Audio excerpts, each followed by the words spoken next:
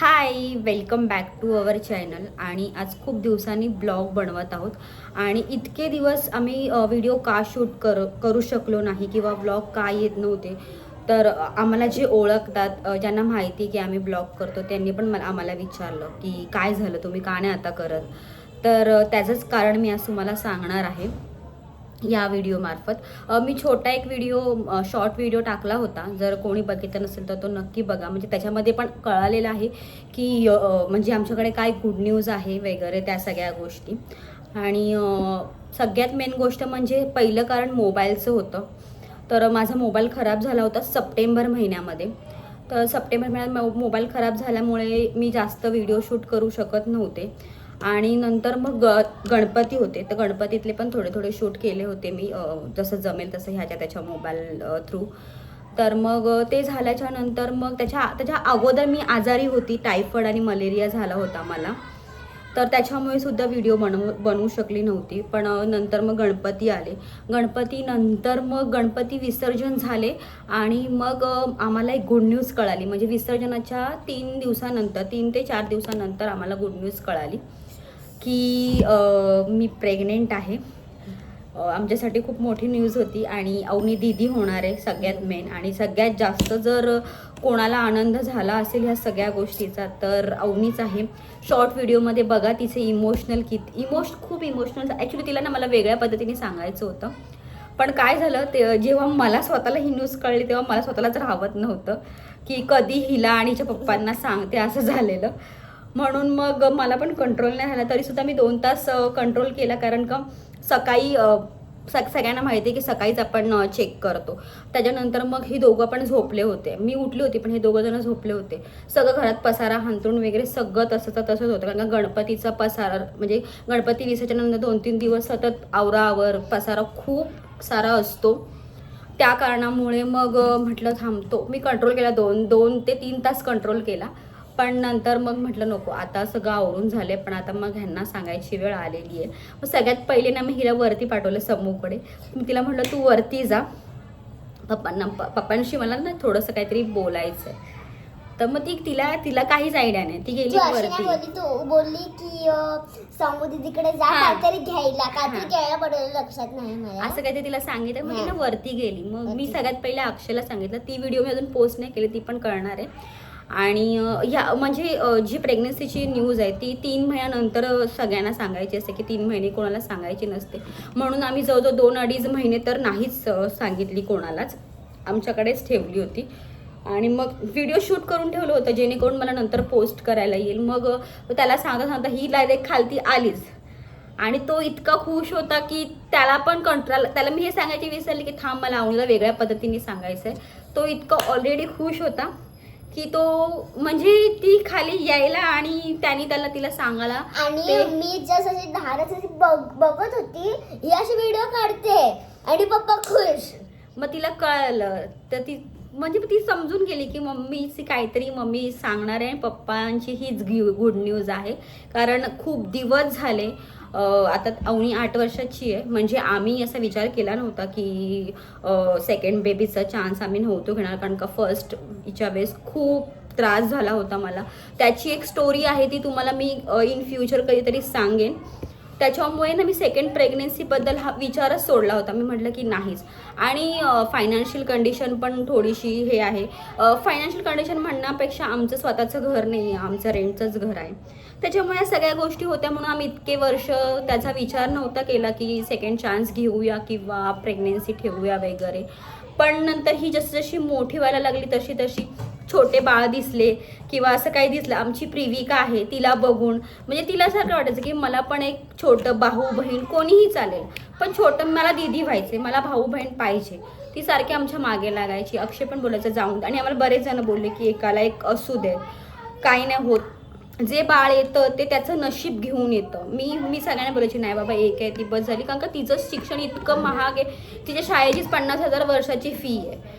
असो, पण ठीक आहे, आम्ही तेवढं मॅनेज करतो, असं नाही की नाही होत मॅनेज. पण खूप स्ट्रगल करावं लागतं त्याच्यासाठी. आणि रेंट वगैरे सगळ्याच गोष्टी असतात. त्याच्यामुळे आम्ही म्हटलं, मी तर नाहीच बोलत होती. मी म्हटलं मला नाहीच करायचं आहे.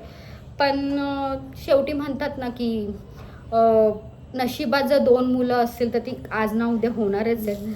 तर मग प्रेग्नेन्सी राहिली आणि जो मला म्हणजे माझ्या लास्ट ब्लॉग जर तुम्ही बघितला असेल तर माझ्या मावशीचा 50वा बड्डे होता, तो आम्ही सेलिब्रेशन केला. तर आम्हाला माहिती होतं की प्रेग्नेंट आहे आणि मला तेव्हा ना एवढा त्रास नाही झाला.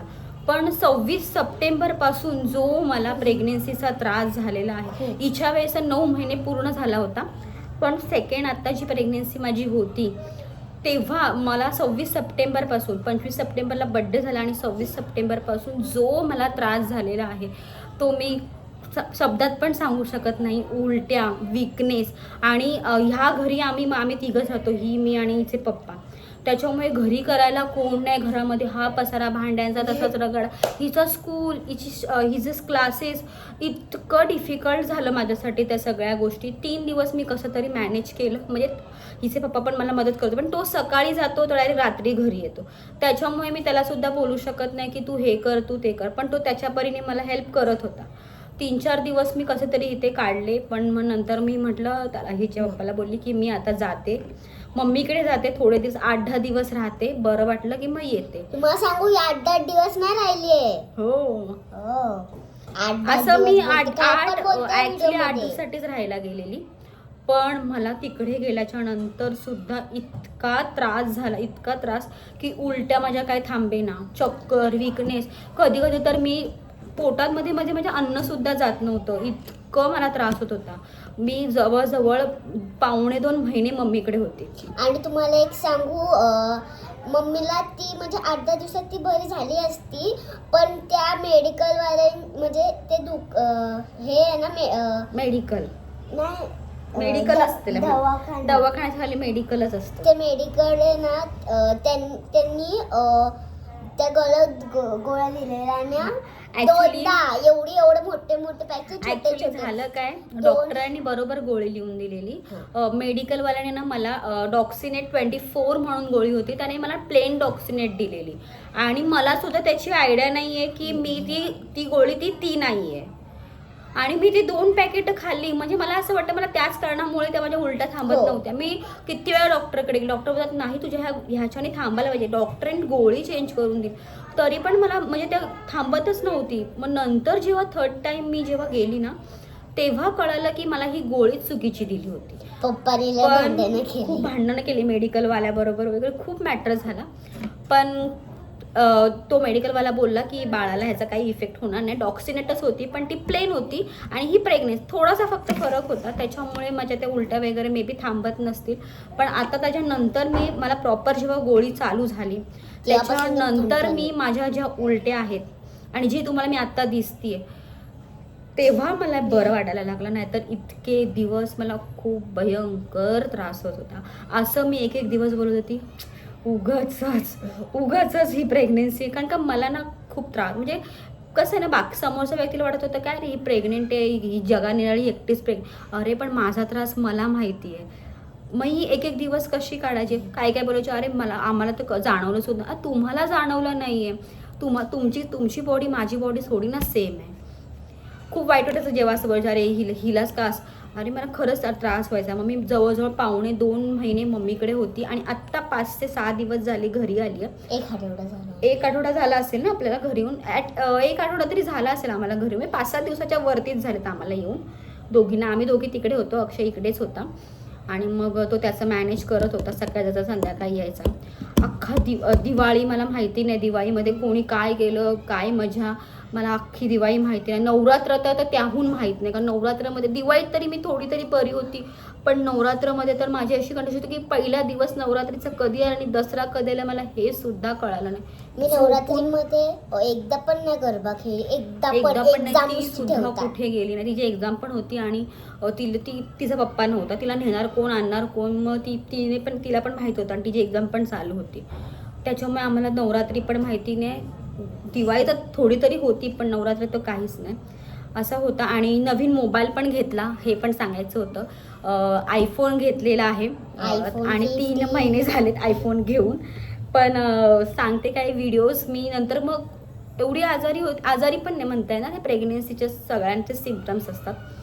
त्याच्यामुळे व्हिडिओज वगैरे काढायला भेटलेच नाहीत. त्याच्यामुळे म्हटलं जाऊन दे, जेव्हा मला बरं वाटेल तेव्हा आपण व्हिडिओ कंटिन्यू करू. काही जण वाटत असेल की ह्यांनी बंदच केले व्हिडिओ काढणं वगैरे, पण असं नाही आहे, आम्ही कंटिन्यू करणार आहे. प्रेग्नेन्सी जर्नी पण तुम्हाला दाखवणार, पुढे काय होणार हे सुद्धा तुम्हाला कळणार आहे. फक्त एवढंच आहे की मला बरं वाटतं, कारण का व्हिडिओ एडिटिंगपासून व्हिडिओ बनवण्यापासून मीच करते. त्याच्यामुळे जर मलाच बरं नसेल, तर मलाच त्रास होत असेल, तर माझी हिंमत पण होत नाही तो मोबाईल हातात घेऊन व्हिडिओ शूट करायची. आणि मला ते आवडत पण नाही की आजारी आणि काय ते व्हिडिओ काढत बसायचं. आणि प्लीज मम्मी एवढं करते प्रेग्नेन्सीमध्ये, जरा सबस्क्राईब आणि लाईक करा, व्ह्यूज वाढवा आमचे पण. ॲक्च्युली कसं असतं ना, रोज डेली बेसिसवरती व्हिडिओ जायला हवेत, पण आमच्या जात नाहीत. 3 महिने तर मी व्हिडिओजच नव्हत्या बनवल्या. लास्ट माझा व्लॉग होता ह्याचा बड्डेचा, राजू आईचा बड्डेचा. तो बड्डे नंतर मी एक मोठा व्हिडिओ नाही, छोटे छोटे व्हिडिओ मी छोटे इथं टाकत होती जसं मला जमत होतं तसं, पण लॉंग व्हिडिओ ब्लॉगचा वगैरे व्हिडिओ मी केलाच नाही. म्हटलं नको, जोपर्यंत आपल्याला बरं नाही वाटत आहे. आणि मोबाईल घ्यायचं तेच कारण होतं, म्हणून मोबाईल घेतला आणि त्याचा 3 महिने काहीचा उपयोग केला नाही, काही म्हणजे काही नाही. पण तुम्ही iPhone 15 घेऊ शकतात, खूप चांगला मोबाईल आहे. हां, आणि मग आम्ही घेतला, कारण तेव्हा खूपच गरज होती तेव्हा फोनची. म्हटलं की जाऊन दे, आता तू फोन काही ना काही करून घ्यावंच लागणार, कारण का माझा फोन पूर्णपणे खराब झाला होता, बॅक कॅमेरा चालत नव्हता त्याचा पण. आणि तेव्हा ती पण व्हिडिओ आम्हाला बनवायची होती. पण सांगते काय, मोबाईल घेतला लगेच, गणपतीमध्येच मोबाईल घेतला, लगेच आम्हाला कळालं की असं असं झालं. म्हणून मग काही एक न्यूज तुमच्यापर्यंत पोचवता आली नाही, सांगता आलं नाही की काय झालं वगैरे. आणि आम्ही व्हिडिओ करणार आहोत जसं मला जमेल, जशी माझी प्रेग्नेन्सीची जर्नी वगैरे किंवा मला जसं जमेल त्या हिशोबाने मी व्हिडिओ करत राहणार आहे. कोणाला आवडत असेल तर ते नक्की लाईक शेअर सबस्क्राईब करतीलच. आणि माझे प्रयत्न, माझे पण नाही म्हणताना, माझे आणि अवनीचे जास्त करून तर प्रयत्न आहेत, तर ते आम्ही करूच भले. आणि त्यासाठी आमची म्हणजे हे सगळं करून एक मेमरी पण आमच्याकडे राहील की हां बाबा, ह्या सगळ्या गोष्टी घडल्यात, नंतर बाळ वगैरे ह्या सगळ्याच गोष्टी असणार आहेत. अवनी त्यासाठी खूप एक्सायटेड आहे. तर ह्या 2 गोष्टी होत्या. एक तर माझा म्हणजे मी नवीन मोबाईल घेतला, आणि सेकंड गोष्ट म्हणजे प्रेग्नेन्सीची. आता 4th मंथ माझा चालू आहे. मी एवढी एक्साइटेड काय सांगू आहे की मला बॉय हवा आहे. आणि मला आणि पप्पांना असं वाटतं की बॉयच आहे, कारण की मम्मीची जेव्हा लास्टवाली एकदम म्हणजे सोनोग्राफी लास्टची, त्याला काय म्हणतात, सोनोग्राफी. हां ते सोनोग्राफी करायला गेलो तर आतमध्ये आम्हाला बोलवलेलं, कारण की मला बघायचं होतं बाळ. पूर्ण स्पष्ट दिसत होतं आणि सावकारासारखं बसलेलं एकदम, त्याचे हार्टबीट पण ऐकवले मला. बापरे, लय भारी वाटलं. सोनोग्राफी जेव्हा झाली ना तेव्हा हिला घेऊन गेलेलो, तर तिचं म्हणणं होतं की मम्मी मला पण आतमध्ये बघायचे बाळ कसं असतं. मग आम्ही त्यांना सांगितलं, तर त्यांनी आतमध्ये तिला घेतलं होतं आणि तिने पूर्ण प्रॉपर बघितलं बाळ. ती खूप म्हणजे एकदम खुश, एकदम हार्टबीट्स वगैरे तिला ती खूप खुश होती त्या कारणाने. तर अशी आमची छोटीशी गोष्ट होती, एवढे दिवस व्हिडिओ न येण्याचं कारण अँड ह्या सगळ्या गोष्टी. तर आता मी शूट आयफोनमध्येच करते, तुम्हाला त्याचं कव्हर दाखवते. आयफोनचा तो ठेवून दिलाय, हा समोर दाखव, असं दाखव. पिंक कलर आहे माझ्या आयफोनचा, कलर पण तो व्हाईट मध्ये, आयफोन देण्याबद्दल. व्हाईटच वाटतो तो थोडाफार. हो. तर मला त्याला अजून त्याच्या आम्ही ब्लू नाही घेतला कारण की तो पूर्णच व्हाईट वाटत होता. हा, मग आम्ही हा कलर घेतला, पिंकी पॉंकी. मला पिंक कलर बिलकुल नाही आवडत. सो मग आता हा व्हिडिओ आता आम्ही इथेच एंड करतो. ज्या गोष्टी सांगायच्या होत्या त्या गोष्टी सांगितल्यात. होप सो सगळ्या गोष्टी खूप चांगल्या होतील आणि मला ह्याच्या पुढे खूप व्यवस्थित वाटेल, जेणेकरून मी माझी स्वतःची, माझ्या ह्या बाळाची काळजी घेऊ शकेन आणि तुमच्यापर्यंत छान छान व्हिडिओ घेऊन येऊ शकेन जसं जमेल तसं. कारण मी घरातच असते, कुठेच जात नाही, त्याच्यामुळे बाहेरच्या व्हिडिओ ऑलमोस्ट तर नसतीलच, कारण का जास्त मला दम वगैरे लागतो त्या कारणाने. बाकी सगळं व्यवस्थित आहे. बाळ पण आता सध्या तरी व्यवस्थित आहे. 18 तारखेला मला परत बोलवले, नेक्स्ट सोनोग्राफीची डेट देणार आहेत, तर तेव्हा पण मी सांगेन, नेक्स्ट सोनोग्राफी माझी दाखवेन की काय आहे काय नाही आहे. फर्स्ट सेकंडवाली तेव्हाच दाखवेन सोनोग्राफीचे रिपोर्ट तिन्ही. सो आता हा खूप मोठा व्हिडिओ होईल, तर त्याच्यामुळे आता मी हा व्हिडिओ इथेच संपवते. आणि कमेंट करून सांगा तुम्हाला कोण हवंय, गर्ल की बॉय. मला तर गर्ल हवी आहे, हीच मला बॉय. सो हा व्हिडिओ जर तुम्हाला आवडला असेल तर प्लीज प्लीज प्लीज एक सबस्क्राईब नक्की करा जर तुम्ही नवीन असाल चॅनलवरती तर. आणि जर जुने असाल तर लाईक करा. भेटूयात आपण आणि नेक्स्ट व्हिडिओमध्ये. पूर्ण व्हिडिओ बघा आणि पूर्ण व्हिडिओ बघा. बरोबर. चला मग. आणि दुसऱ्यांना शेअर पण करा. Okay okay madam. Okay okay. चला बाय बाय. बाय बाय सगळ्यांना श्री स्वामी समर्थ. श्री स्वामी बाय. बाय.